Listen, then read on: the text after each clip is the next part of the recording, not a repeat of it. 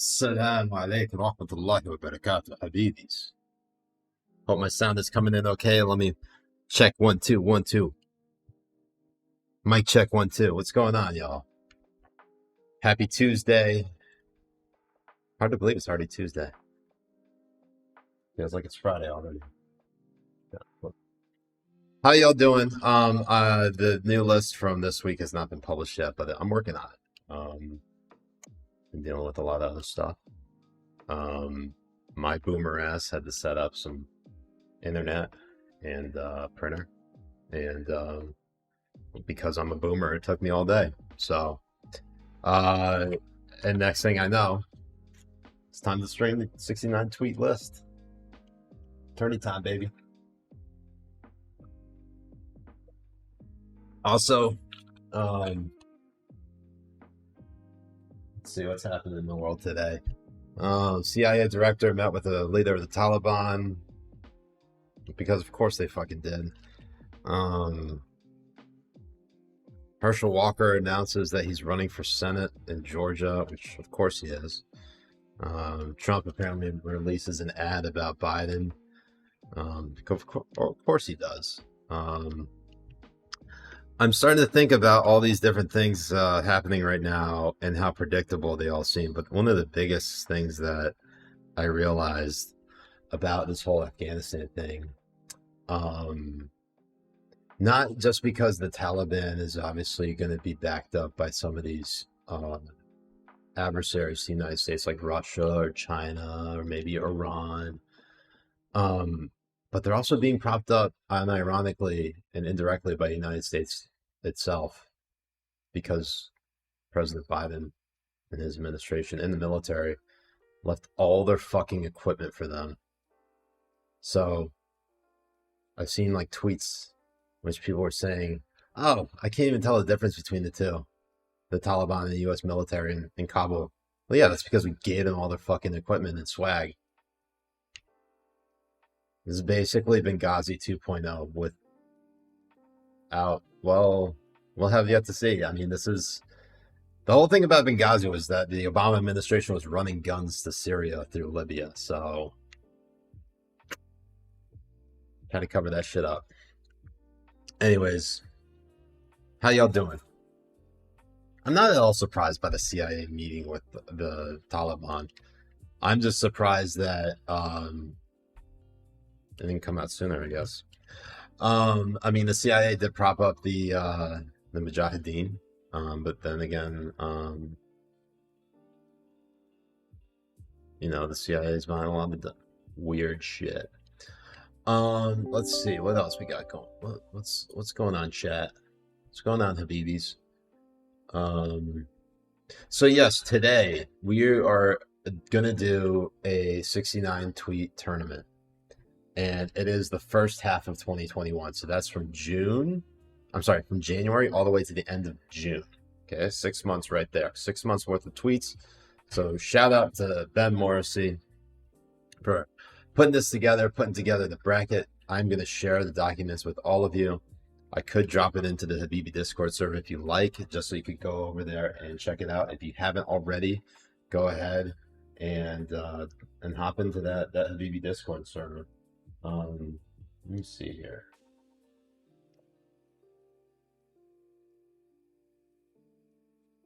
One second. Let's go ahead and share. I have 2 documents to share with you. First of which is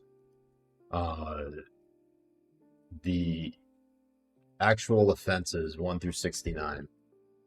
And then the second one is an actual bracket that anyone can get access to. You can copy it and fill it out yourself on who you think's going to win it.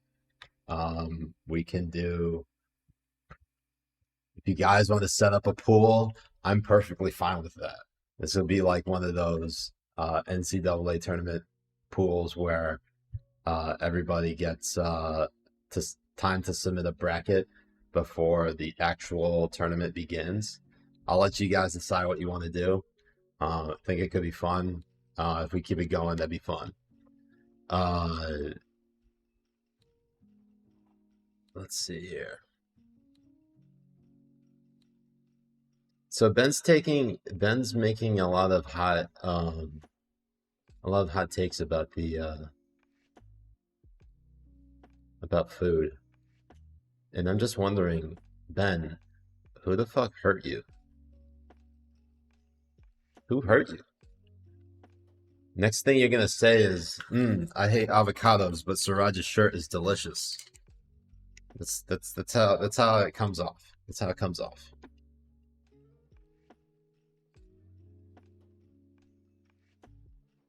So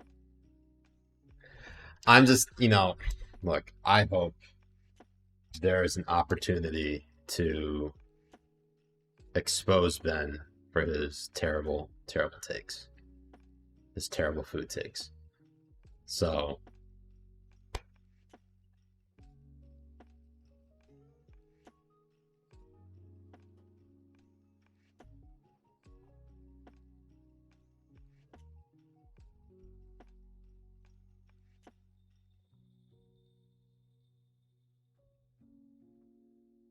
we really gotta run the fire Ben train.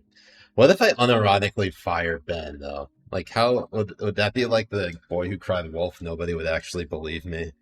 Ben, you're fired. Well, just another day of Ben being fired. No, Ben, you're actually fired. What? That's how I can see it going down.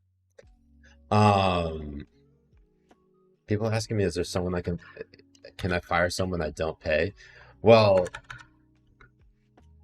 I mean, I do pay Ben, but I don't pay him a lot. Let's just be real. Would I like to pay him more? Absolutely. Love to pay him more. So let's go ahead and I'm gonna drop the. There you go. There's the first part of the Google Doc. Y'all can go ahead and check that out. I'm gonna share the other bit with you in just a moment. Let me go ahead and just pull that up. And you guys can get. This is the way I'm gonna do it. I'm gonna try to run through every single tweet that I possibly can. Again, these tweets are set in stone. We're not changing anything. Ben worked very hard on getting this out, and y'all can see exactly what's happening. So let's just get right into it. Now a lot of these people blocked me.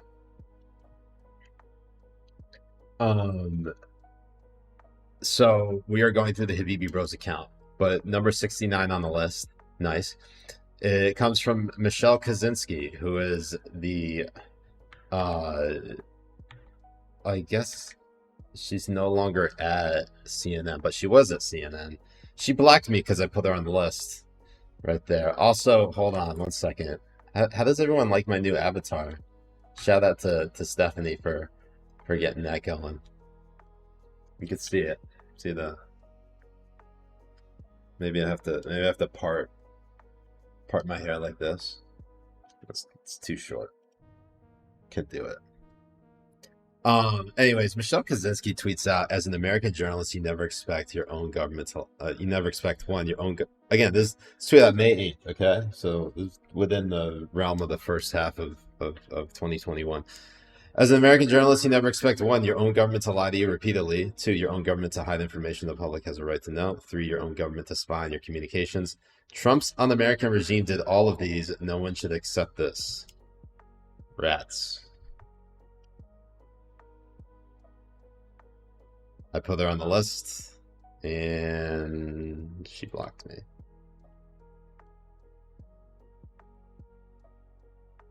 This tweet is from a suspended account. So you're as cringe as her, don't worry. Liked by. Oh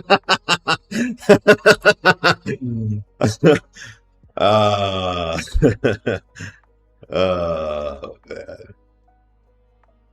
This is just, it's beautiful. I mean, like, is it possible that a number 69 tweet nice could make it to number 1? I don't know, but we'll see. Coming up next, Jennifer Siebel Newsom, who is the wife,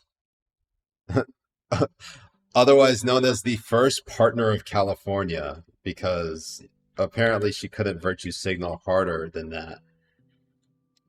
So Jennifer Siebel Newsom tweeted out George Floyd. This is back on April 20th, 420.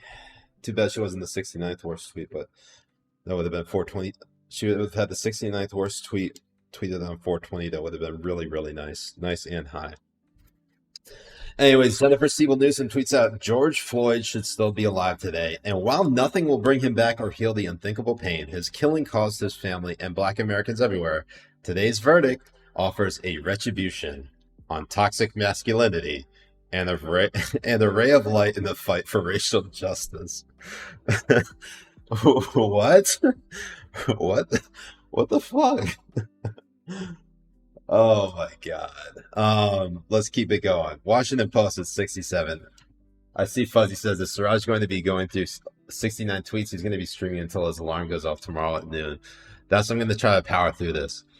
On March 6th, the Washington Post tweets out, Biden stimulus showers money on Americans, sharply cutting poverty and defining move of presidency. I mean, they just caused massive inflation, but okay. Hold on, you don't need to see that. That's my to-do list. All right, number 66, we have Jimmy Kimmel.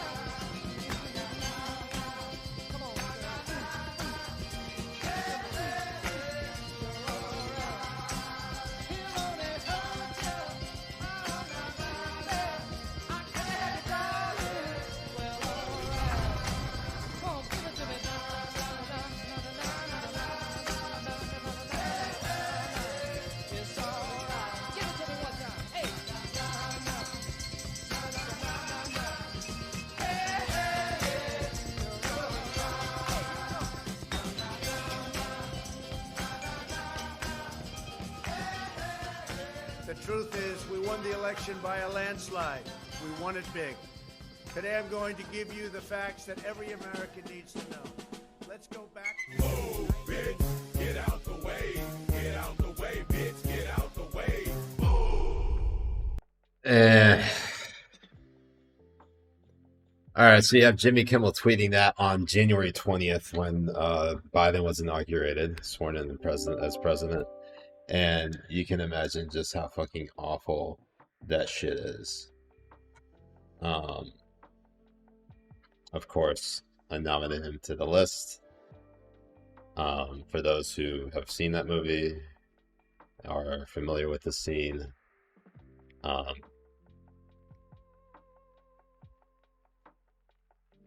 know just how graphic this is about to get. Anyways, Jimmy Kimmel, Democratic leader, fucking shoot me in the face. Chelsea Handler, 65.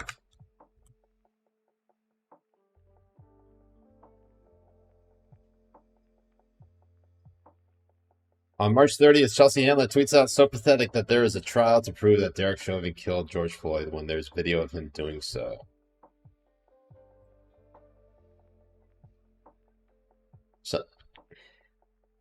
What did I tweet? I'm going back and looking at all the list memes. Oh my god. Oh. What is going on?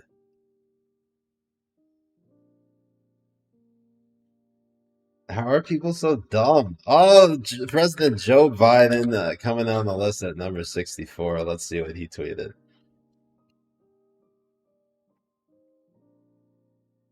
On June 4th, President Biden tweeted out, in my first 4 months in office, more than 2 million jobs have been created. That's more than double the rate of my predecessor and more than 8 times the rate of President Reagan. And I tweeted in response, Reopening the country isn't job creation. Mr. President, give me that phone. And there's your list of me.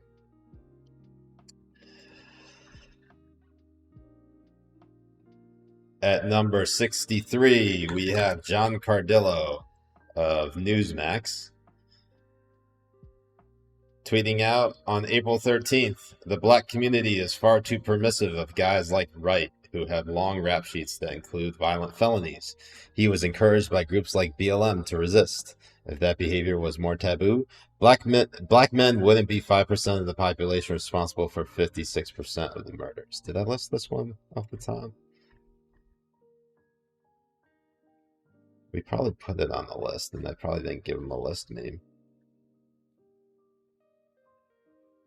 I don't even remember which Wright he's talking about. Oh, it's never too late to list. We'll go ahead and get it in a little bit. Coming in at number 62, we have Laverne Spicer's dumbass. She's definitely running for office, I think, still. But she deleted the... Wait, what? Oh, Laverne Spicer.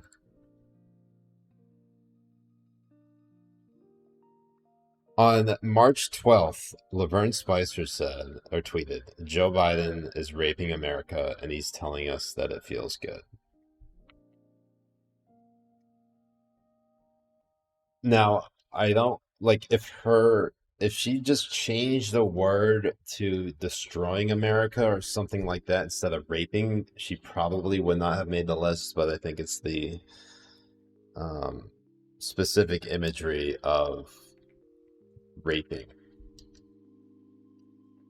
Could go with a better word choice. Brian Stelter coming in at 61. Please tell me this tweet's still up. How refreshing. Saki promises to share accurate info. How refreshing. Oh my god. Oh my god. At number 60, we have Vice President Kamala Harris.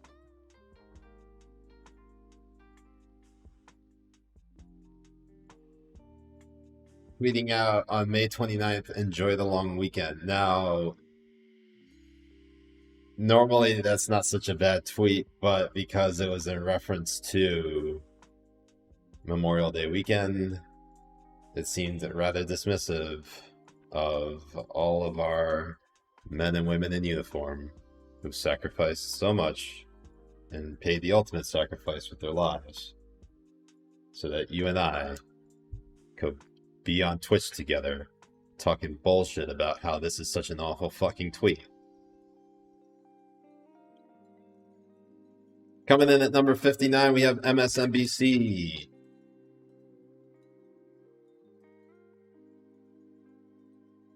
MSNBC tweets out on February 20th, Florida Governor DeSantis stands accused of using the COVID-19 vaccine to reward powerful political supporters and developers by setting up pop-up vaccination sites in planned communities they developed and where Republican voters predominate. What's fucking amazing about this tweet, looking back on it, we are now, 6 months removed from this tweet?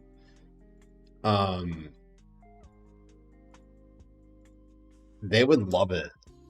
People from MSNBC and CNN, basically all the neo-libs, all the Biden supporters would fucking love it if they put up this article now.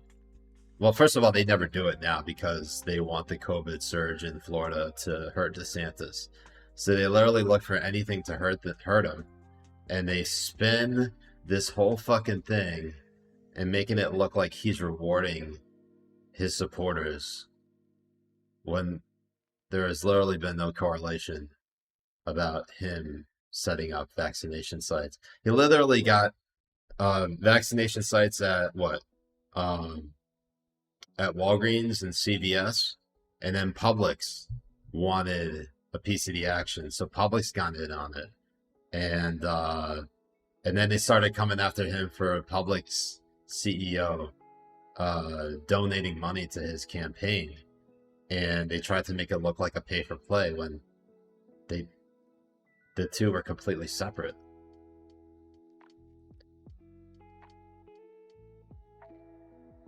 Let's keep it going. Hunter Walker at number 58.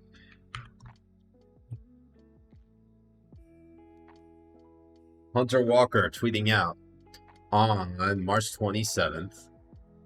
There are a lot of far-right commentators sharing this horrific story and highlighting the fact that perpetrators are black. Now, this is in relation to Muhammad Anwar, who was killed in a carjacking attempt by two teenage girls in Washington, D.C. outside Nationals Park. Terrible story, obviously. I put Hunter Walker on the list for that tweet. And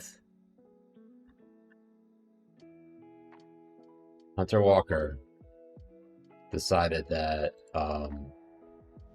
he wanted to use this as an opportunity to drag me by writing, if you want a perfect example of someone who has had more mainstream platform, who's had a more mainstream platform and gladly participates in stoking more far-right narratives and crowds of trolls, look no further than Siraj. Hi, Siraj.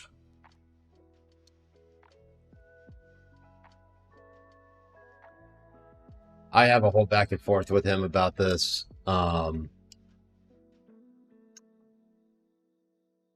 We had discussed it at length in previous videos and streams, Habibi Bros. I'm not going to go ahead and explain it because we got a whole lot of other tweets, but Hunter Walker, pretty shitty guy. Maybe he should have done his research and understood that when it comes to Muhammad Anwar, it's a little bit more personal for me. Anyways, coming in at number 57, Apurva Mandavilli, who is still a reporter with the New York Times, tweeting out on May 26th and then deleting it shortly thereafter, writing, "Someday we will stop talking about the lab leak theory and maybe even admit its racist roots, but alas, that day is not yet here."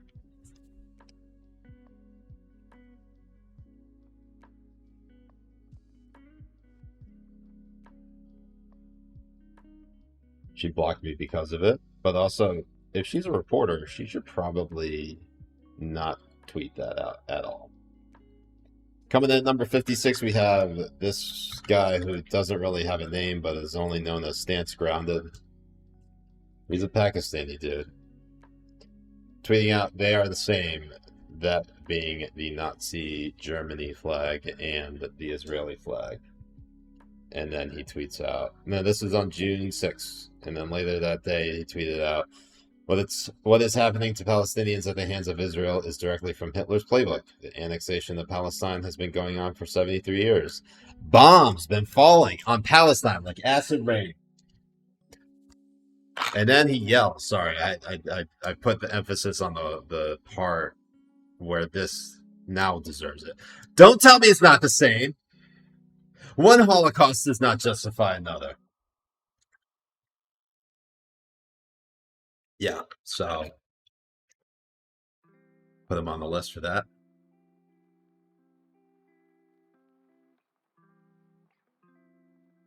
Can't remember what he got, but it was definitely top 3 type of tweet.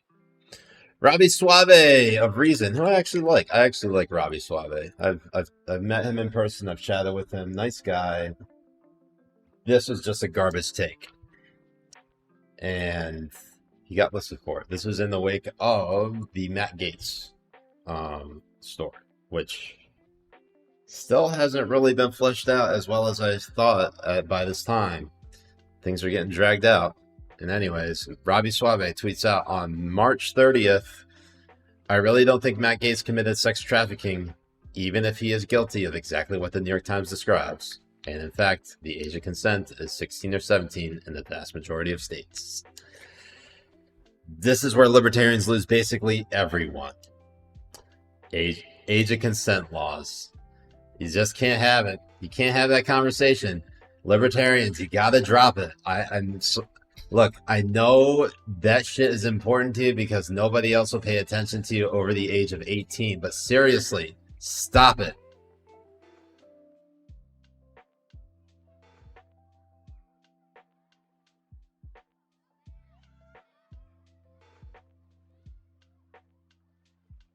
Coming in at number 54, we have the Alcohol, Tobacco, and Firearms HQ.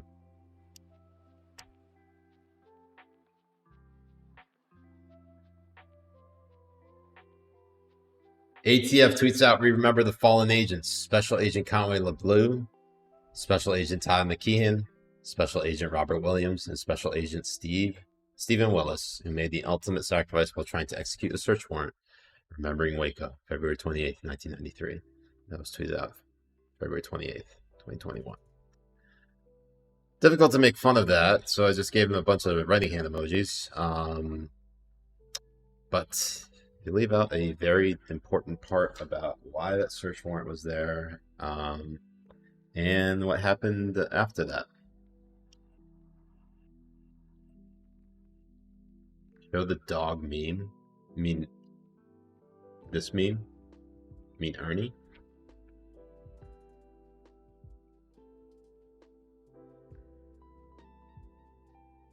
Back at it. Coming in at number 53, Josh Kaplan, who actually took this listing really well. And I don't know if he's watching the list stream right now, but fuck, it's deleted. God damn it. Where'd it go? Now we gotta go find. But let's read it from here while I find it. Josh Kaplan tweeted out, "Might be an unpopular opinion, but the fact that Jews by here, let me move out of the way. Oh god! All right, you can see that. Josh Kaplan tweets out, "Might be an unpopular opinion, but the fact that Jews, by and large, are white and don't suffer from more obvious forms of racism means that this is completely the logical question to ask." I don't remember what the question was. We need to go find it right now for context. So let's go ahead and find it.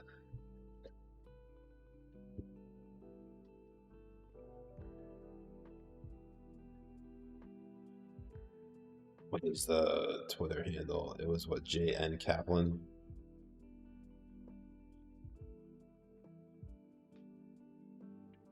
JN Kaplan.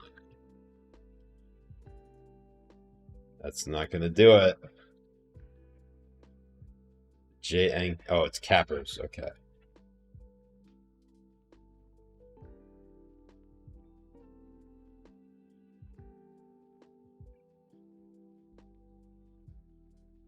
This is the tweet. And the question. From Leaker. Oh, I miss her.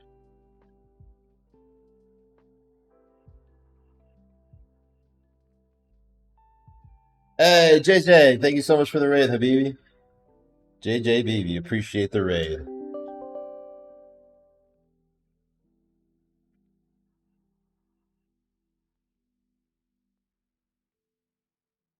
So Josh Kaplan, I already read the tweet out, but let me start off with the tweet that he is quote tweeting. And it is, BBC Politics actually went to the trouble of creating a title card saying, "Should Jews count as an ethnic minority? You absolute wankers, please let us know how the trial went. We'll check in along with all the other tests and prosecutions." And then Josh Kaplan prefaced it with, "Might be an unpopular opinion, but the fact that Jews, by and large, are white and don't suffer from more obvious forms of racism means that this is a completely logical question to ask." He got listed. He got number 2 on the list for, what was it, March 1st. Got number 2, just behind the World Economic. Holy shit! The World Economic Forum tweeting out, "Lockdowns are quietly improving cities around the world." Oh shit! Even looking back on it 6 months later, it's still bad. It's still awful. It's so bad. Holy shit! This is bad. By the way, I'm loving all the emotes in the chat. That's so good. Welcome to everyone who came from JJ's raid. We are doing, and I'm gonna drop this into the chat again so everybody can check it out. We're doing a 69 tweet list, a list tournament, and that includes basically every single awful tweet you saw in the first 6 months of the year, from January all the way to June 2021. So all these tweets are basically set in stone, but what's not set in stone is which is the worst of the first half of 2021. So that's what we're currently going through. Need to catch up. I highly recommend going back and watching the replay as soon as we get finished with this. Of course, this will also be up on my personal YouTube channel, and we should be able to, I'll be posting this on Twitter. I'll be pinning it to the top of my Twitter handle. Since I have you all here, what are my commands here? What is it? Socials?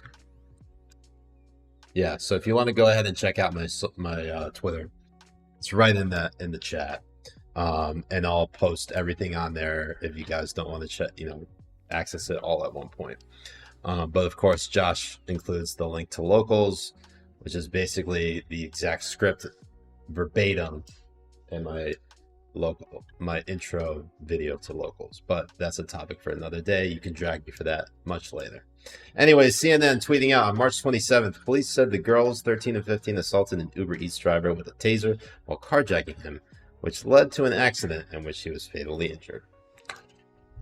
What's really bad about this tweet is that it is obviously very dismissive of what actually took place. It's almost like, like handling this entire case, this horrific tragedy involving an Uber Eats driver, Mohammed Omar, dying at the hands of a carjacking attempt caused by these 13 and 15 year old girls. They don't say he was killed. They don't say that he was murdered. They just say he was fatally injured. Pretty sad shit. Bad frame. Horrible framing. Anyways, coming up at 51, we have David Marcus of the Federalist. And you can imagine here, this involving the Andrew Cuomo saga. Andrew Cuomo, who's today is his first official day as not governor of New York after being governor of New York for since 2011. So that's almost a decade at least. David Marcus tweets out, "Is it bad for me to note that Cuomo harassed a number of extremely attractive women?" Yikes, David. That's a yikes for me, dog. I don't even have the words for that. That's just yikes. Coming at number 50, we have Nancy Pelosi tweeting out. I want to say this is back in April. It is April 20th. This is right after Derek Chauvin was found guilty of murder for killing George Floyd. Alex Moe tweets out, Speaker Pelosi, speaking at presser at CBC. "Thank you, George Floyd, for sacrificing your life for justice." I really wish Nancy Pelosi had said that, tweeted that shit out, but we'll have to make do with this tweet right here. So let me just continue on. So she continues on in the quote, "Because of you and because of thousands, millions of people around the world who came out for justice, your name will always be synonymous for justice." To which Nancy Pelosi quote tweets it by saying, "George Floyd should be alive today. His family's calls for justice for his murder were heard around the world. He did not die in vain. We must make sure other families don't suffer the same racism, violence, and pain. And we must enact the George Floyd #Justice and Policing Act." And then we listed her with a Midnight Mitch meme. Shout out to Midnight Mitch. Prison Mitch. Putting my face on Nancy Pelosi's.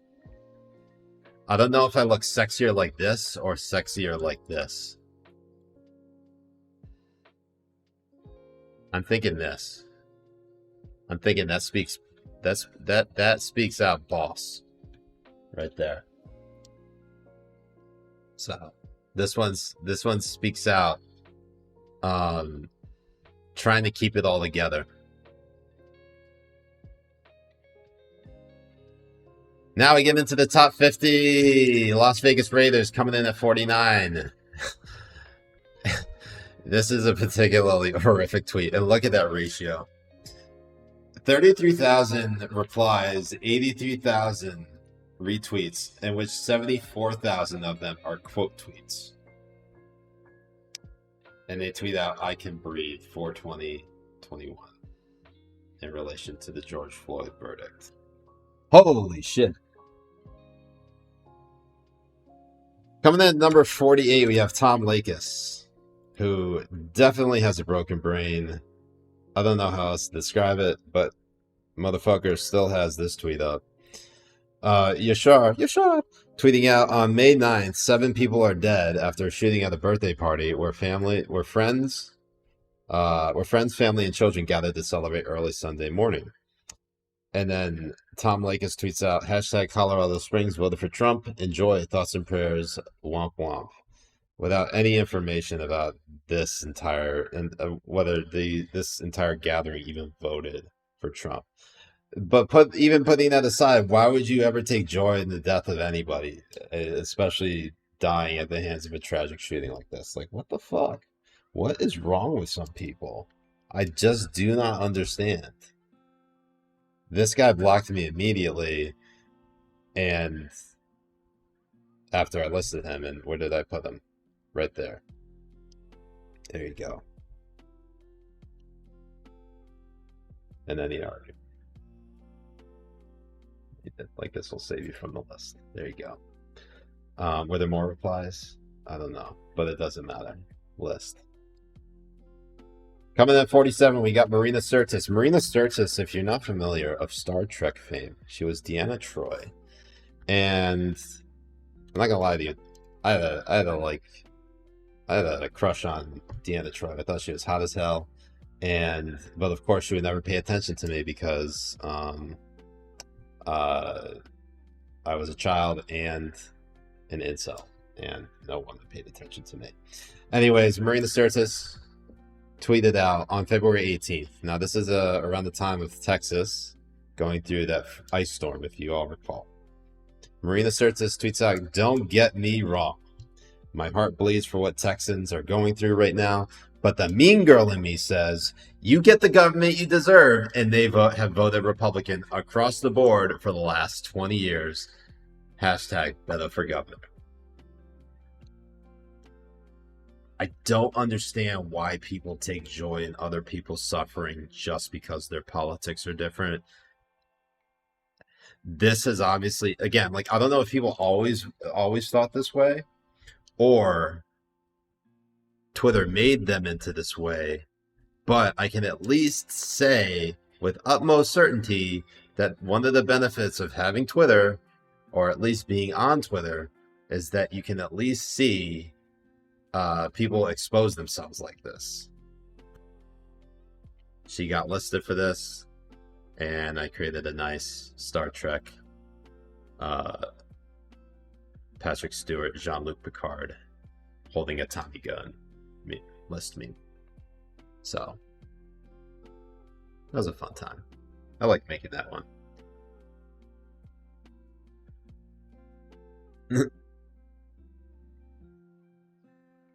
Coming in at number 46, we have Ramsey Paul, who, this guy doesn't get on the list enough because he's a hot take machine, to be honest.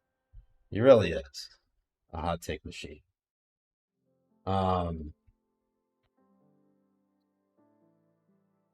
Ayanna Pressley tweets out on June 1st, "Black folks built this country for free. Reparations are a refund in the bare minimum."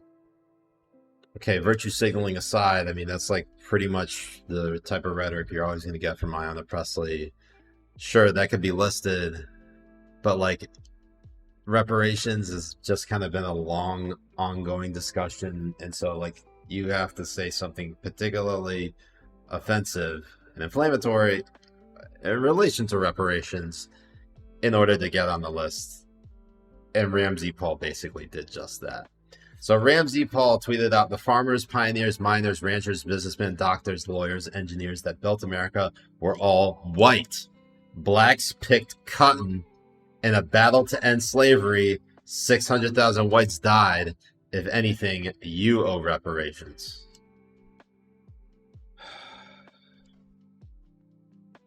I need a fucking drink.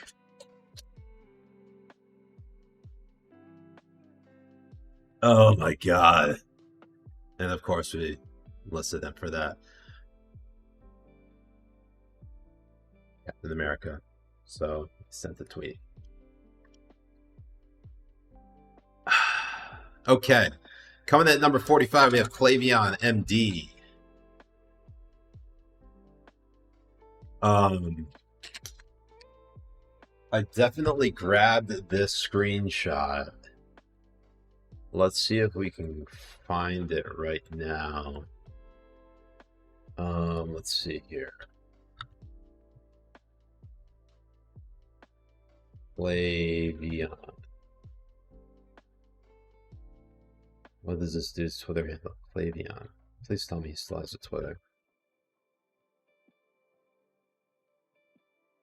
Oh, it's Cleavon. God damn it, Ben. Cleavon MD. A blue check doctor. All right, let's try that again. Siraj A. Hashmi Cleavon.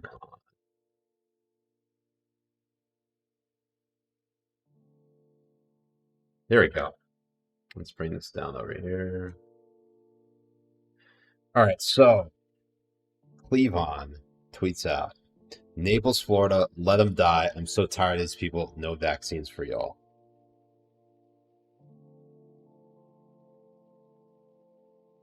Again, this is not even top 40 right here. This is 45. He deleted that shit. Coming in number 44, we have Melissa DeRosa, who is the former secretary of former New York Governor Andrew Cuomo. He tweeted out on March 8th. Oh, it's me, Andrew Cuomo. I gotta work on that Cuomo impression. Anyways, Melissa DeRosa tweets out, we were right to laud Cuomo. Don't let scandals distract from pandemic competence.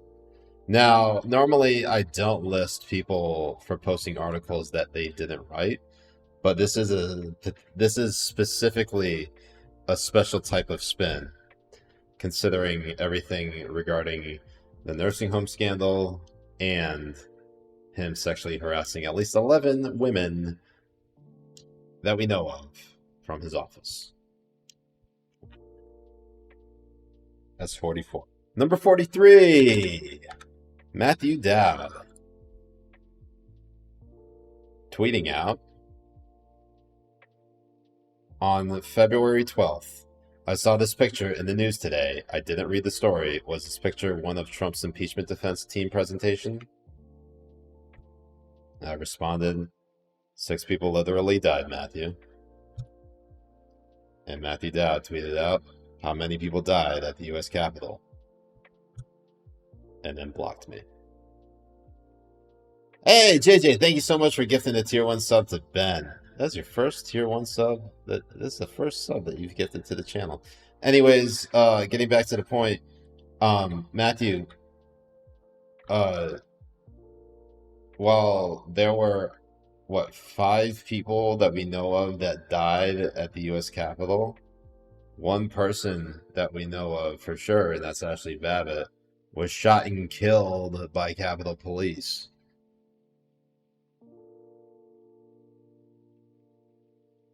Everything else, I mean, we've thought Officer Brian Sicknick died from his injuries for like a month before they did an autopsy, and the medical examiner came out and said, actually, he died from multiple strokes. Like, what the fuck, guys? How did we get it so wrong? Anyways, I'm glad he blocked me. Matthew Dowd is one of the more insufferable people on the internet. Mark Judson coming in at what, number 42? Mark Judson tweets out, you can't fully compare Trump to Hitler. Hitler wasn't too much of a coward to serve in the army. Hitler did fix the German economy, at least in the short run. Imagine how much of a dirty piece of shit a person Trump has to be to pale in comparison to Hitler. And this is the side-by-side. Look at that. Guys, look. I get a lot of people shit post on Twitter, but like, and a lot of people have made comparisons between Trump and Hitler. But obviously, I'm not the first one to tell you that Trump, in no way, shape, or form, is like or can even come close to Hitler. And the fact that they constantly use that comparison cheapens, and it cheapens the impact that Adolf Hitler had on European Jews, on the Romani population, on the homosexuals and the LGBTQ community, on people of color. All the crimes that were committed in the name of trying to purify the white race in Germany, the Aryan bloodline. All of that gets like swept under a rug every time you try to compare Hitler to Trump.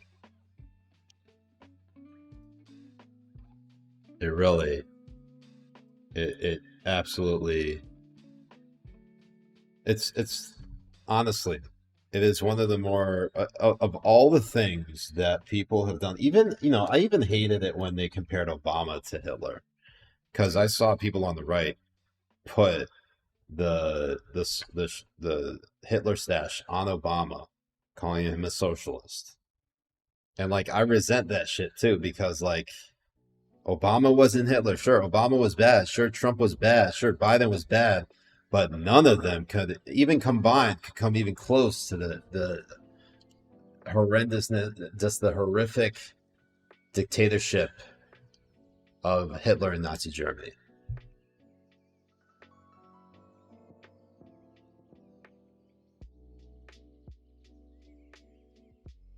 Football says Trump was good. Look, I think presidents do good and bad things. I try to look at them on an objective scale, but I am of the belief that there is not really a single good president, at least in my lifetime. I at least have not seen a good president. Except for Ernie. Ernie is the only president. He is the only good boy. Look at him. President Ernie. What a buddy.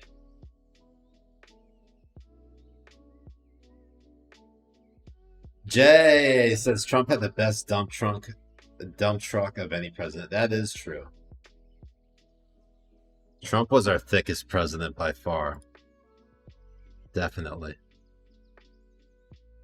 And America never appreciated how thick of a president he was. Also, America didn't appreciate how funny Trump was. That's the one thing that really gets me. Trump was, even if you hated his politics, the dude knew how to troll, and he knew how to work an audience. The guy was funny as fuck. I always think about that Shane Gillis stand-up where he talks about how Trump is funny. He makes a very good case, and I think he took down that video. I wish I had it because it really truly is one of the better, more astute analysis about U.S. politics in the Trump era. Is that he legitimately sure he may not know anything about policy, but man, the guy was fucking funny. And the fact that also that Trump's lack of self-awareness and thinking that he's not I don't know if he realizes he's funny. And two, every time he gets on his he's worried about the perception that the media have of him, only makes him funnier. I don't know why. Because we all know there are certain things that he can and cannot do, and he tries to tell us that he can do those things that we obviously know he cannot do. And it just makes it 10 times funnier. I don't know why. Anyways, Pam Keith tweets out on February 7th, Osama bin Laden did not fly planes into any U.S. buildings. He just asked and inspired people to do it, drew money and resources to the effort, set the timing, and launched the execution from afar. In what way was Donald Trump's role in 1/6 any different?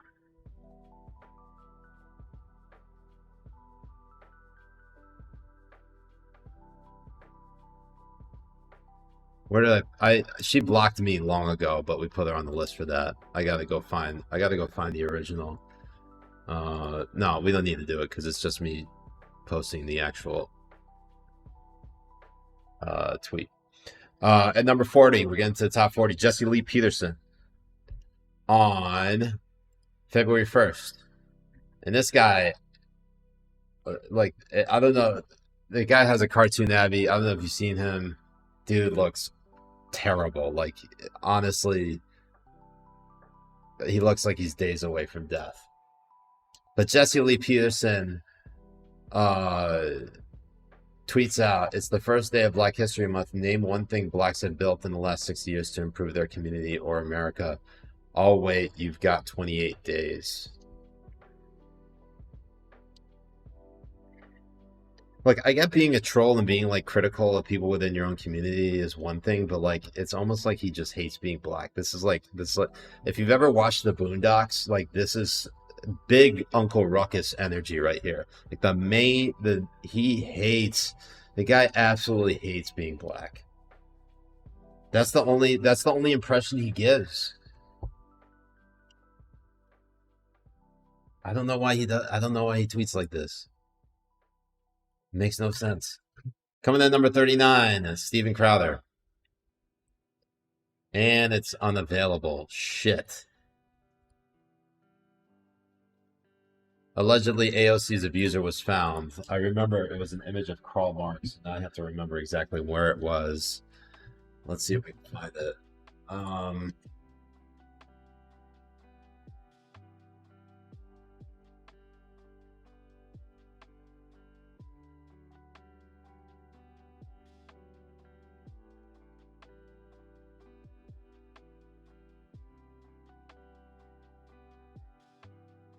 All right. Oh man, that was a bad tweet too. What else did he tweet? All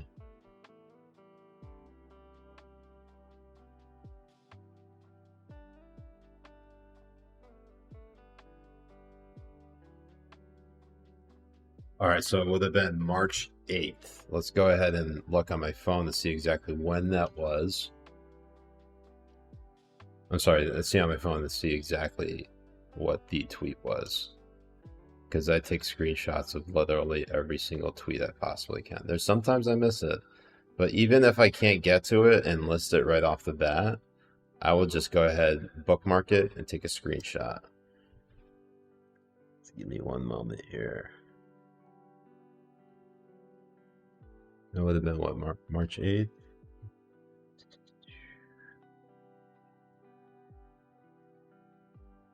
It was a weird tweet.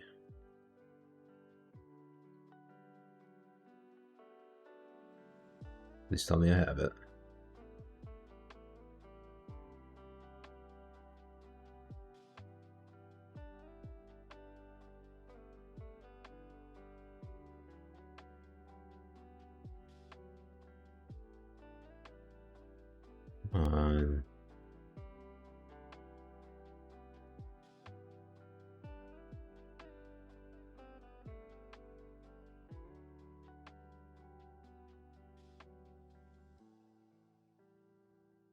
God damn it, where is it? All right,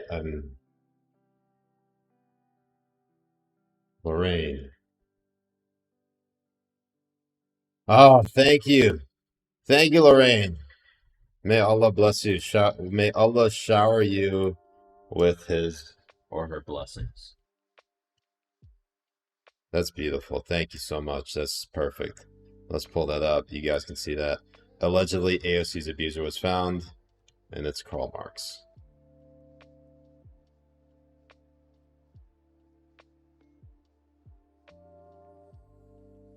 Bad tweet.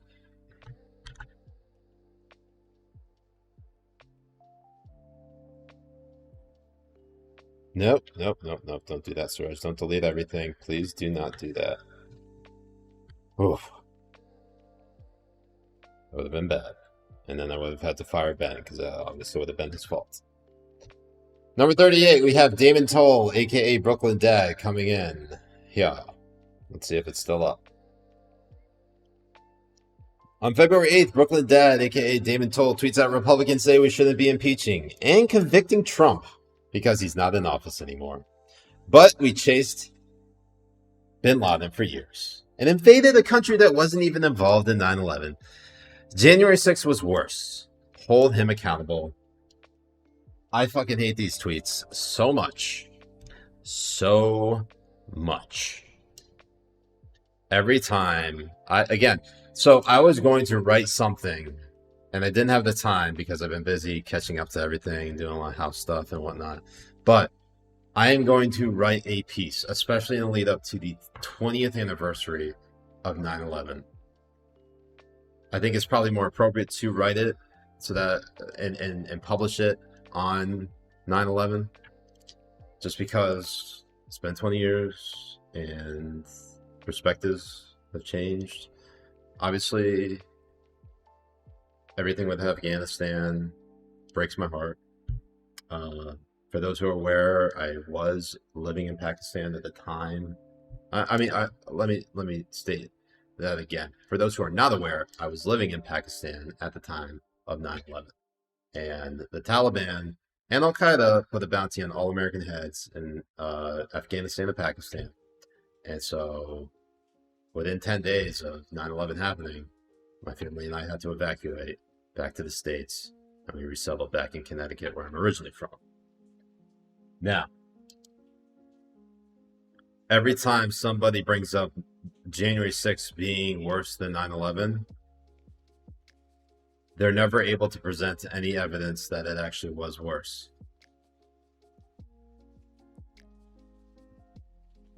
Close to 3,000 people died on 9/11. 5 people died on January 6th, and the one person who did die violently was one of the rioters, was Ashley Babbitt. By no means was January 6th worse than 9/11. And I guess what makes me so angry is that it's 2021 and I have to tell people that 9/11 was worse than January 6th or the Capitol riot. I should actually stop saying January 6th because they want to know about the date. They want it to be similar to January 6th. So I'm just going to call it the Capitol riot. It wasn't an insurrection. They didn't take power. You know, it was an insurrection. The Taliban takeover of Afghanistan. Not this past weekend, but the weekend before. And you know what? I understand everything's about power when it comes to, you know, changing narratives and whatnot. But I almost get the sense that, and I'm not trying to make like comparisons here, but I have a hard time. This is like the type of feeling that I would imagine this is a sliver of the type of feeling that someone within the Jewish community would get when they hear someone or they come across someone who's a Holocaust denier. A sliver of rage. Like 9/11, like people denying the impact of 9/11 is bad, makes me angry, but I cannot imagine how incensed I would be if I was Jewish, having to deal with someone who denied the Holocaust even happened. Dealing with like a Nick Fuentes type. Those fucking Groyper pieces of shit. So,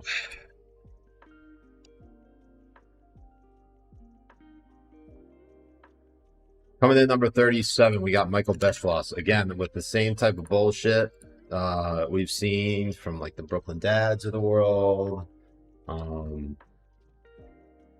There's a list meme for you, but let's read the tweet first before we get to the list meme, okay? Joe Biden tweets out, Michael Beschloss tweets out on April 28th, Joe Biden is absolutely correct in saying tonight that January 6th was the worst attack on our democracy since the Civil War. And I came in and said, listen to me. Now, actually, I wrote an article about this. Let me pull this up because I actually was really proud of this.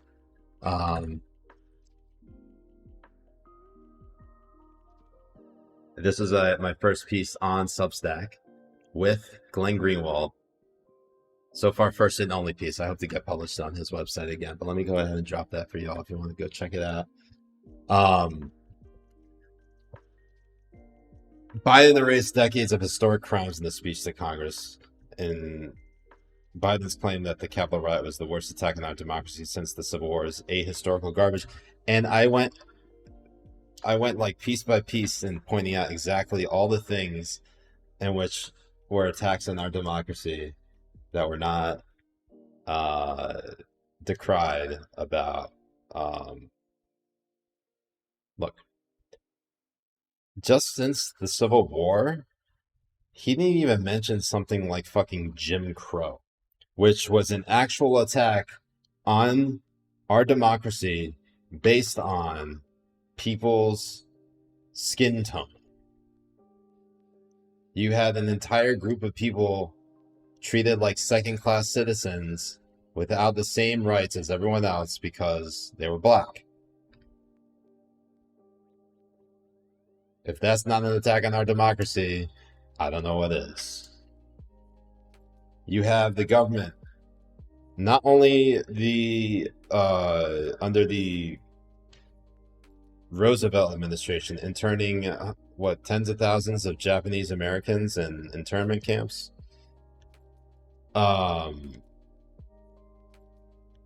Zafra says not treated but actually second-class citizens. Yes, that's correct. They were actual second-class citizens. Now sometimes they're just treated as second-class citizens. But the other point was I was going to bring about was I lost my train of thought. Oh, you have the internment of the Japanese during World War II. You even have the internment of German Americans in the First World War.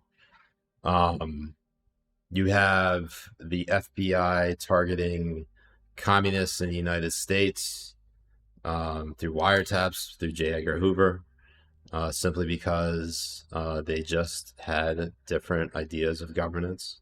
And just allowing them to assemble was enough to get wiretapped. Yeah, J. Edgar Hoover was on the power trip. Anyways, number 36, we got Washington Post. Almost done, Habibis. We're entering the second half right here. We're gonna power through. That's true. Pretty much everything that FBI and CIA have done. That's right, Corky. Corky. Sorry if I butchered that. Anyways, the Washington Post tweets out Senator Tim. This is on April 29th. They tweet out Senator Tim Scott, South Carolina, accused liberals of shutting down debate and practicing discrimination. Republicans seized on his comments Thursday, while activists said he was giving cover to white supremacists. I'm trying to remember that. Oh, this is in relation to his response to President Biden. So the framing of it. So obviously you have Republicans seized. You have basically they shift the focus not on what Tim Scott is actually saying, but how Republicans are responding to it, which is basically how they respond to how they write everything. Hey, number 35, we got Brooklyn Bad Dad Defiant, aka Damon Toll, back on the list at number 35. If we get a final of Brooklyn Dads, a final four Brooklyn Dads, I will be elated. Brooklyn Dad tweets out on April 29th, Tim Scott is the GQP's black friend who tells them they're not racist while they try to cancel millions of votes from people of color by voter suppression laws. He is a disgrace. What's up, Dan from last night? Says, hey, Libs, I have the stream either because I'm at work. Just want to say hi and also fuck you guys. Fuck you too, Dan. Love you. Coming in at number 34, we got Charlotte Clymer.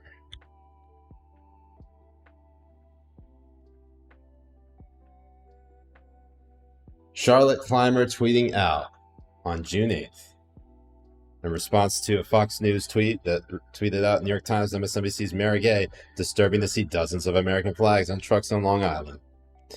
Charlotte Clymer tweets out, as a military veteran, I completely agree with Mary Gay. It is disturbing. Large American flags on trucks are performative nonsense that are absolutely intended to communicate that America is a conservative white country. It's an intentional signal. She's right, says the transgender lesbian with the rainbow flag in her Twitter Abby. I guess everything is a virtue signal, is it not? I mean, guys, I don't know how you draw that parallel. Large American flags on trucks. Sure, yes, they're performative, and yes, they could be nonsensical. But is it absolutely intended to communicate that America is a conservative white country? I don't know, guys. I digress. You can be a proud American, not be white, and not be Christian, and still put a flag on your truck. Who gives a shit at this point? Marjorie Taylor Greene coming in at, what number was it? 33. Tweeting out on May 25th in response to the, what's it called? Food City dropping the mask requirement for fully vaccinated customers. Marjorie Taylor Greene tweets out, vaccinated employees get a vaccination logo just like the Nazis forced Jewish people to wear a gold star. Vaccine passports and mask mandates create discrimination against unvaxxed people who trust their immune systems to a virus that is 99% survivable. There's so many things wrong with this tweet, and I wish I could unpack all of them for you right now. Obviously, please don't invoke the Holocaust when relating to, when talking about the vaccine passport, vaccine logos, whatever you call it. Please stop doing that shit. Secondly, the virus, yes, you know, when it comes to the virus being survivable, 99% of people who have gotten the virus have survived, but of course it depends on your comorbidities. So it's not an absolute number.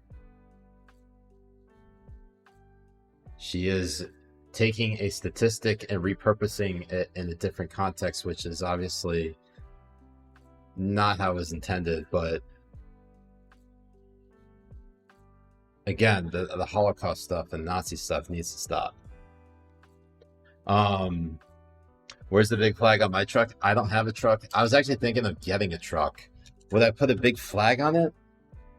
I don't know. I am actually, this is where I stand, and I'll just take a quick like tangent response on this. I don't want anybody to know who I am out in public. I don't like being recognized in public. I have been recognized maybe on a couple of occasions, but my primary job is to just like keep a low profile. So like signaling on the truck with a big American flag and just like posting that shit on social media or getting a vanity plate, like I want to make it more difficult for like the cops to find me, or for mad road rage drivers to find me. I want to basically be as indiscreet as possible. So like I will get I won't even get a tricked out car. I would literally just get the most basic car ever, because that shit blends in. But yes, Blake says the feds already watched me. So yes, I'm talking about the run-of-the-mill local police. Coming in number 32, we got Paul Joseph Watson here.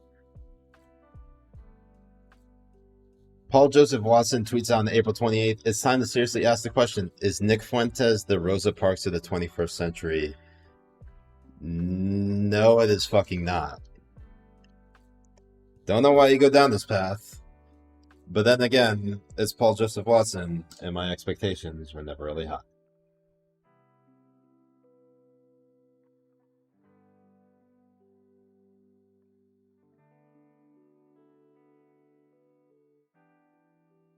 Carl says such a Hollywood answer.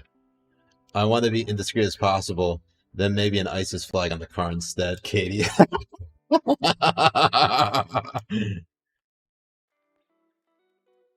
Too good. Coming in number 31, we got Marjorie Taylor Greene again. Thank you, Stephanie. Stephanie saying, Siraj, you're so pretty in your profile pic. Thank you. Thank you. I feel special in it. Where is it? Look at that.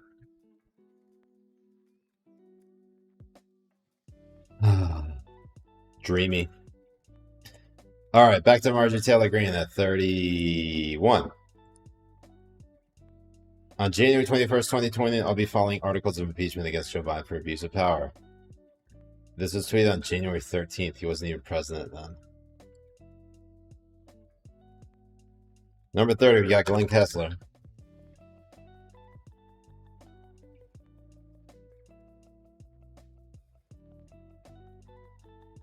New fact checker. Tim Scott often talks about his grandfather in cotton. There's more to that tale. Oh, yes? What is that? What is that tale? You gonna say his grandfather and father didn't pick cotton? Or his grandfather didn't pick cotton at all? Really? What are you fact checking?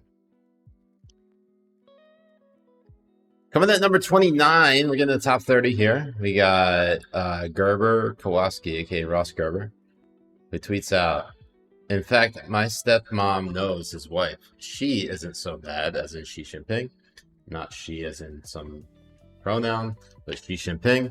He's a commie doing commie things. We had evil Trump. Yes, that makes the Chinese Communist Party all the more better, right, guys? Right? Coming in at number 28, we got CNN tweeting out.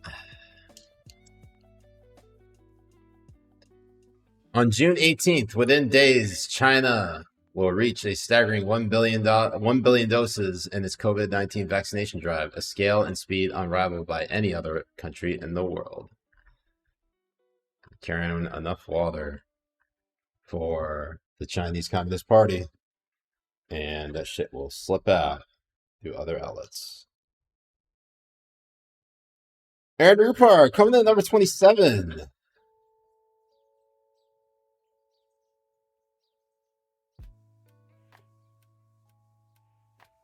Dr. Sleuth says, Ashley Siraj Claire. That's what I look like. I am Ashley Siraj Claire. Aaron Rupar tweets out, at a news conference, a law enforcement official says early indications are that Atlanta area mass shooter Robert Aaron Long may have been motivated by issues stemming from sexual addiction, not racism. But he cautions that the investigation is in an early stage. And then on March 17th, well, this is all on March 17th, but the follow-up tweet is what really got Aaron Rupar on the list. And that was, he quotes the captain, the sheriff, Jay Baker, as saying, quote unquote, yesterday was a really bad day for him, and this is what he did. A law enforcement, and this is Aaron Rupar right here, editorializing it, saying a law enforcement official explains Robert Aaron Long's decision to kill 8 people in a strange manner. Let's pause this music for just a moment, if I may, so you can actually watch and hear what he said. And then see how Aaron Rupar completely fucked this one up. With investigators, they interviewed him this morning, and they got that impression that, yes, he understood the gravity of it, and he was pretty much fed up and kind of at the end of his rope, and yesterday was a really bad day for him, and this is what he did. Remorseful? I'm not going to go to, I don't know if he was remorseful or not. So this is what the investigators and interrogators relayed to Captain Jay Baker that caused him to basically be taken off the case because of fucking Aaron Rupar. Aaron Rupar is the one who obfuscated what the truth was. He made it look like Jay Baker was providing cover for the shooter, Robert Aaron Long. What he was doing was relaying what Robert Aaron Long told interrogators. I don't know how you fucked that up so bad, but Aaron Rupar, one of the worst Twitter accounts on this hell site, and if he posts a clip.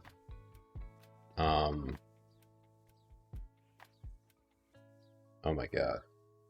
Pete Dominic deleted this shit. Alright, hold on. Now we gotta go find it. Siraj Hashmi. Siraj A. Hashmi. Damn it. A. Hashmi. And what is the handle? Pete. It's just Pete Dominic. Okay. Give me one moment. No, not that. Pete Dominic. I love this one. Hold on. Hold on. Hold on 1 second before. This is such a great list meme. I don't know why I didn't save it, but this is just so good. This is from the Italian manager, soccer manager. I can't remember his name, but I think he was managing one of the Italian Serie A teams. It might have been Juventus or AC Milan. It might have been AC Milan. This is what he says. Sometimes may be good, sometimes may be shit. One more time. Sometimes may be good, sometimes may be shit. God, that just. Oh man. Here is the Pete Dominic wave of garbage. Let me just. All right. And it was not just one tweet; it was multiple tweets. But in the realm of just talking about, these are literally single tweets going up against each other. So we're only focusing on this one. On June 14th, Pete Dominic tweets out, "Someone explain to me what is wrong with the child twerking. I still do not understand what is the concern." Pete, really? You don't understand the concern? Really? Do you not know what twerking is? Have you not seen any of that shit? Obviously, he doesn't take any issue with it. The Root coming in at number 25. We're getting the top 25 right here. March 17th, they tweet out, "Whiteness is a pandemic." This is in relation to the Atlanta shooting rampage. And of course, it wasn't racially motivated. But when the narrative falls apart, of course, you got to make everything about race, right? Right? Right. Coming in at number 24, we got the Libertarian Cato Institute. This has to be a doozy because I don't remember the Cato Institute tweeting. Oh, shit. By the way, this looks like this is happening in Afghanistan, but it's probably in Pakistan, given the hue of the girls working in the sweatshops. But on April 11th, the Cato Institute tweets out, "Why you shouldn't knock so-called sweatshops if you care about women's empowerment." Yes, that is what I care about.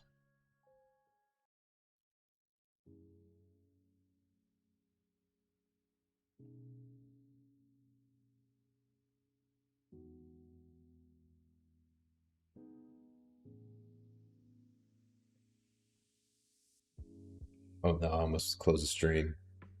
Whew. That's scary. Coming in at number 23, we got Cassandra Fairbanks.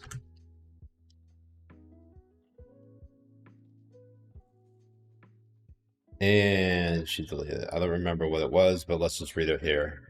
I gotta hurry up, so I've been going for too long. Cassandra Fairbanks tweets out, "Yeah, we go further and say the gun was the right call and she did nothing wrong. Her mistake would have been using a taser." If someone can find that tweet, that'd be great. I don't have time to go search for it at the moment. At number 22, we got Twitter public policy.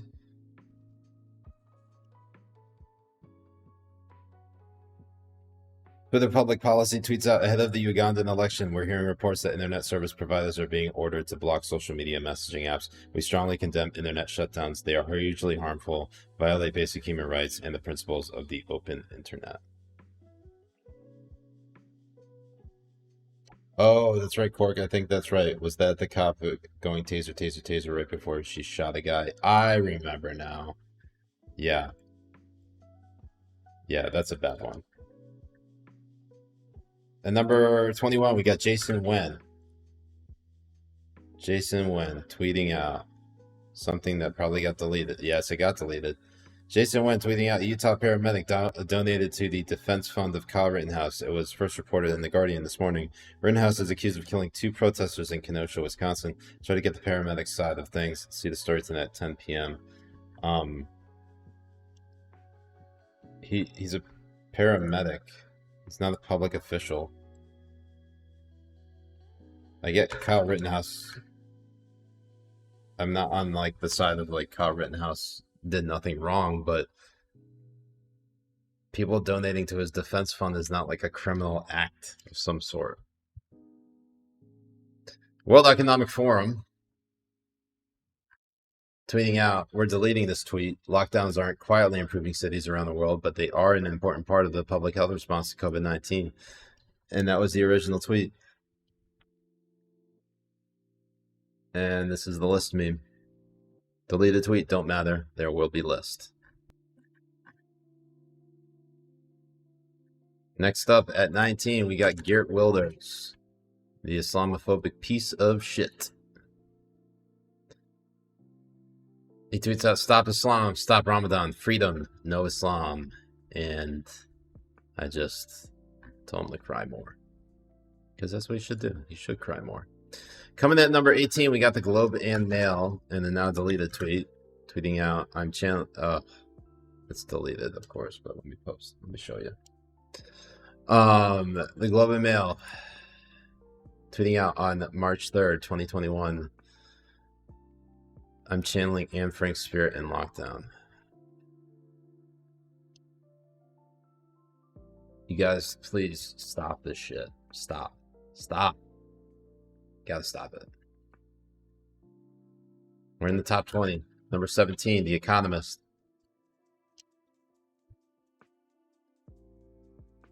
On February 12th, tweets out, the Biden administration is right to decry the abuses against Uyghurs, but it should do so accurately. By accusing China of genocide in the absence of mass murder, America is diminishing the unique stigma of the term. God, guys, come on. It's a fucking genocide. Just because they're hiding the death count doesn't mean it isn't a genocide. Number 16, we got Steven Crowder. Wow, he's on here twice now. Steven Crowder tweeting out on April 7th. Tweeting out, today I'm going to test the theory and have my producer Ann at G. Morgan Jr. kneel on my neck for 9 minutes. Live on concrete, no tricks, no cuts. We need to walk a mile in another shoes, 10 a.m. East. Why the fuck would you do this, Steven?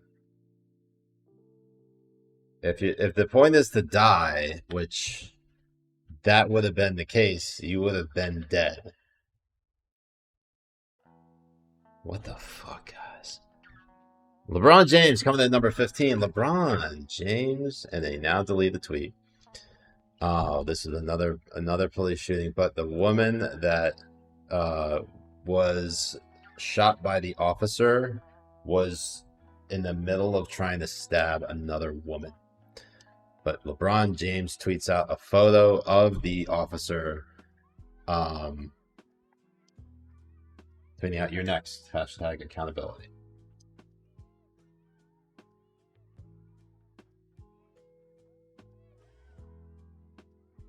Coming to number 14, we have Bree Newsom.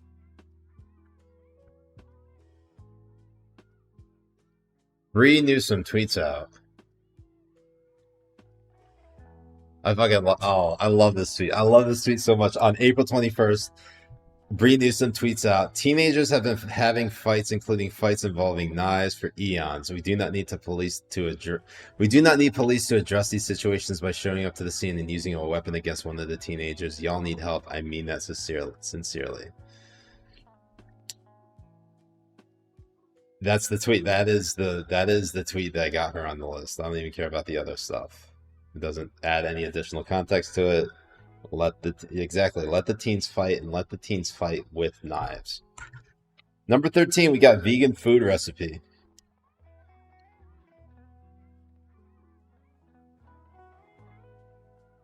Oh shit, where is it? If someone can find that for me, that would be great. The vegan food recipe. In the meantime, we'll just read it out. It says, do you know why most survivors of the Holocaust are vegan? It's because they know what it's like to be treated like an animal. Guys, Please stop that shit. Greg Kelly tweets out.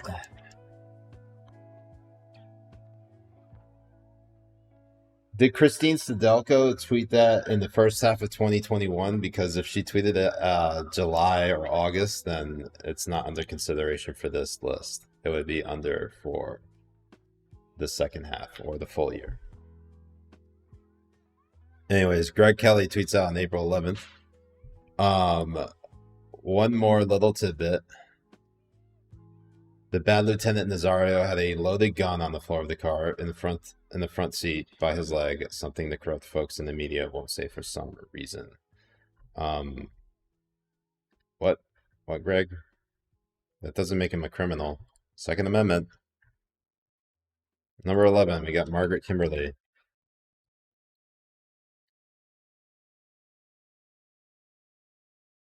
Margaret Kimberly, aka Freedom Ride blog, tweets out, remember that time China imprisoned a Uyghur for 38 years for a $9 robbery? Me neither. What? One injustice does not make another injustice valid. They tweeted this out in May of 2020 as well. Holy shit. Thank you, Lorraine, for finding that. We're going to list that shit too.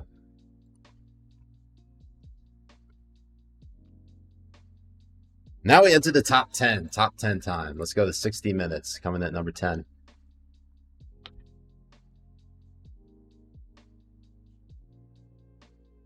All right. Which one here? Is it this one?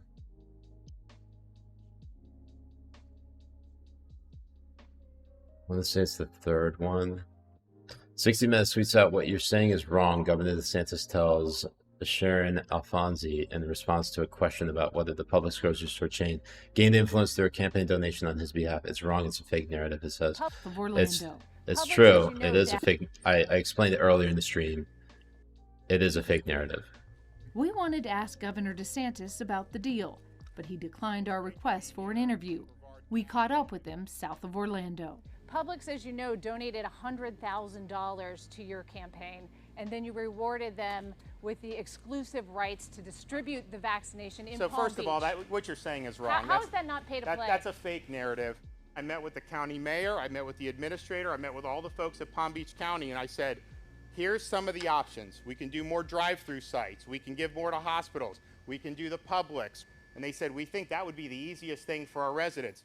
But Melissa McKinley, the county commissioner in the Glades, told us the governor never met with her about the Publix deal. The criticism is that it's pay to play, and it's Governor. Wrong. It's wrong. It's a fake narrative. I just disabused you of the narrative, and you don't care about the facts because obviously I laid it out for you in a way that is irrefutable. Well, and so it's clearly not. Isn't there the nearest Publix to the Glades is you're 30 wrong. miles You're wrong. away. You're wrong. Yes, That's sir. actually a fact. So 60 Minutes selectively edited that clip. It was like a 4 or 5 minute exchange, and they edited that shit into 1 minute 3 seconds. Clearly selective editing. 60 Minutes deserved to be dragged. I think they got number 1 for that week. I can't fully remember, but it was on April 4th. Anyways, now we enter the top 10. We got number 9 here, Philadelphia Inquirer. Excuse me. Philadelphia Inquirer tweets out, is it wrong to compare Trump to Hitler? No. Actually, it is. Where's the link? Oh, this got deleted. This got deleted. Let's go ahead and find it. Cori Bush coming in at number 8. God, I have so many tabs open. Almost at least 69 tabs right now.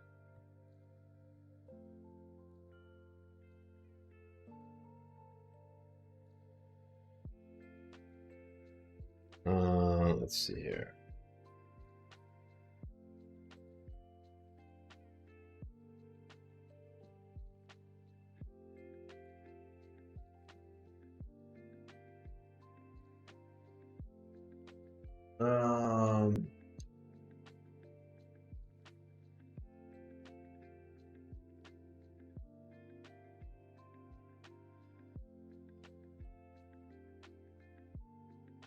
There we go.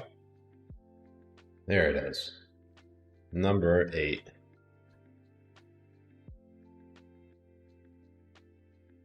Yep, that's it. Okay. She lists all 13 people, the 13 people murdered by Trump's death row killing spree. And then she finishes off, she lists a bunch of them. And at the very end, she says, say their names. Look, the death penalty, I'm against, okay? But there are better points, there are better arguments to be made about abolishing the death penalty that doesn't involve lionizing 13 horrific people. Now, these 13 people who were put to death, look, I don't think anyone deserves to die, whether it's by other people or by the state. These people did some horrific shit, and I'm not going to get into all of it, but I did an explanation on it. Like, some of them had literally killed children. They involved in, like, some horrific, horrendous, and brutal crimes. Like, not to bat an eye at it, but these are not the people that need to be celebrated. So, Cori Bush doing that, to me, is insane.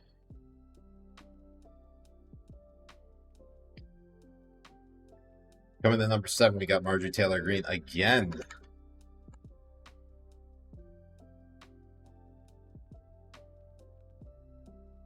I don't know where this tweet is,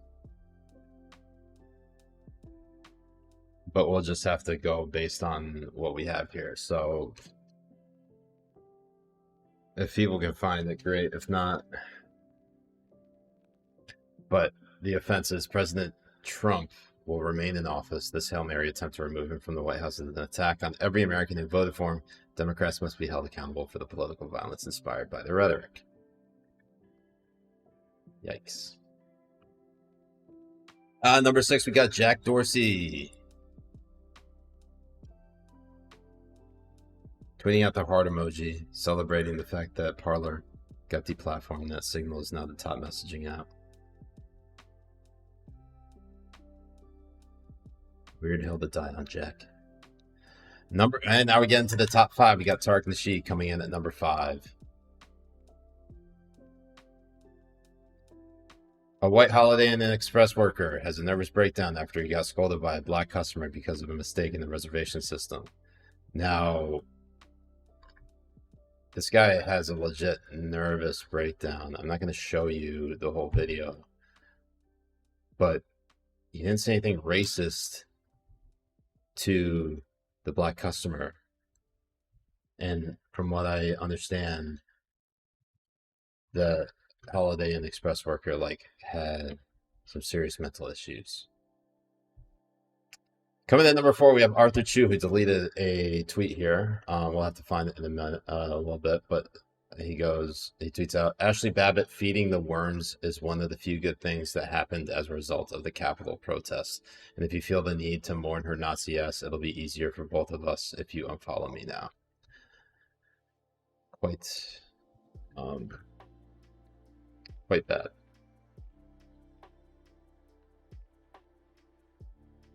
Number 3, we're getting to the top 3. We have Vina Malik tweeting. And this was removed by Twitter, okay? Vina Malik tweets out on May 11th, I would have killed all the Jews of the world, but I kept some to show the world why I killed them. Adolf Hitler. Pretty disgusting. Number 2, we have Adil Raja. And he was a CNN contributor of some sort. He tweets out on May 16th, the world today needs a Hitler. And then number 1 for the 69 tweet list is the Chinese embassy in the United States for a tweet that's now deleted. And it's gone. It's gone forever. Let's see if we can find that real quick, because that's number 1, and I don't want to leave you guys with a tweet that doesn't exist anymore. So give me one moment while I find that.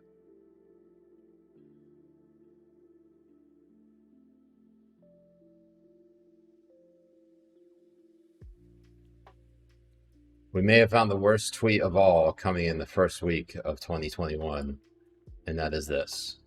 Tweeted on January 7th, 2021. The Chinese embassy in the United States tweets out, study shows that in the process of eradicating extremism, the minds of Uyghur women in Xinjiang were emancipated and gender equality and reproductive health were promoted, making them no longer baby-making machines. They are more confident and independent. Holy fuck. That is bad. Let's go ahead and change the link out. Obviously, that tweet got removed by Twitter, and then the account, I believe, got suspended, if I'm not mistaken. No, it's back up. It's back up. What the fuck? Who put them up to this? Fuck. All right, well, we're learning a lot about Twitter just through this list stream. So there you have it. That is the top 69 right there. We will, let me go ahead and just drop a link again. You guys can go ahead and, if you want to start a pool, go ahead and do it.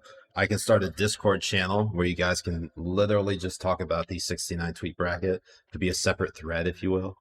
Let me do that. Maybe I'll do a thread or something like that. And you guys can print off your own bracket. You can make copies and literally pick out who you think will win. So good work to everyone involved. Thank you again to Ben Morrissey for slaving away and getting this all together. Of course, he needs to be fired, like always. But I look forward to the first round of the the 2021 Habibi list bracket for the first half of 2021.